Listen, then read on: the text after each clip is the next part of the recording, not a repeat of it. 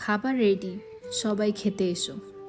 এই কথাটা কখনোই বলবেন না, বিশেষত নিজের সন্তানদের সামনে তো নয়। আপনার পরিবারের অন্যান্য সদস্যরা কেউ দাওয়াত খেতে আসেনি যে আপনি সব কিছু সাজিয়ে গুছিয়ে তাদেরকে খেতে ডাকবেন। খাবার টেবিলে রেডি করার সময় বাড়ির অন্যান্য সদস্যরা অংশগ্রহণ নিশ্চিত করুন।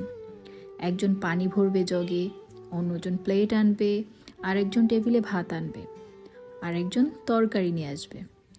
সালাদ কাটার দায়িত্ব না হয় আরেকজনকে দিন। সদস্য সংখ্যা বেশি হলে এক একদিন এক একজনের পালা তৈরি করে দিন। আপনার সন্তানদেরকে এটা শেখাবেন না যে খাবার রেডি করে মুখের সামনে সাজানোর দায়িত্ব শুধু মায়ের। তাদের দায়িত্ব শুধু খাওয়া। শুধু তাই নয়, খাবার শেষে নিচের প্লেট ধুয়ে রাখতে শেখান। এই অভ্যাসটা ছোট থেকেই শুরু করেন, না হলে একটু বড় হয়ে গেলে যখন অভ্যাস হয়ে যাবে তখন কিন্তু আর পাল্টাবে না।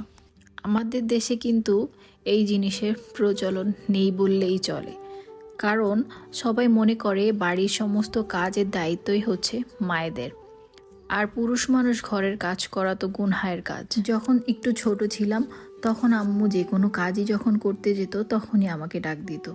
আমি খুব বিরক্ত হতাম, উফ আম্মু তো একটু বসতেও দেয় না। কিন্তু আসলে এখন বুঝি আম্মু কেন ডাকতো, কেন বিভিন্ন কাজ করতে বলতো। কারণ প্রত্যেকটা মেয়েরই কিন্তু অন্যের বাড়িতে যেতে হবে, তার নিজের সংসারে যেতে হবে। সেটা কিন্তু মায়ের বাড়ির মতো আপন না, আর সেখানে মায়ের মতোও কেউ থাকবে না। আমাদের মারা কিন্তু এভাবেই সারাদিন ঘর বাড়ি গুছাতো, তারপর সুন্দর করে রান্না বান্না করতো, তার মধ্যে দিয়েও আমাদেরকে এই সমস্ত শিক্ষা দিত।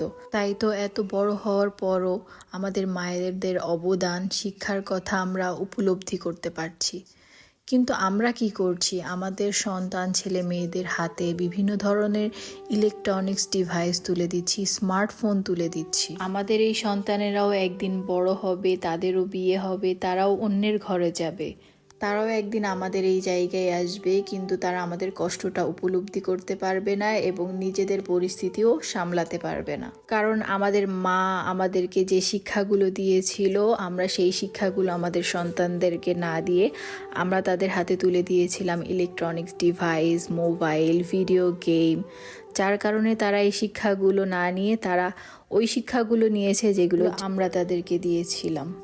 আমার ভিডিওটির সাথে হয়তো অনেকেই একমত হবেন, আবার অনেকেই হবেন না। এটা যার যার একান্তই নিজস্ব ব্যাপার। তবে আমার যেটা মনে হয়েছে বর্তমান যুগের সাথে তাল মিলিয়ে আমি সেটাই বলেছি। আমার ভিডিওটি ভালো লাগলে অবশ্যই লাইক, কমেন্ট, শেয়ার দিয়ে আমার পেজটির পাশেই থাকবেন। আল্লাহ হাফেজ।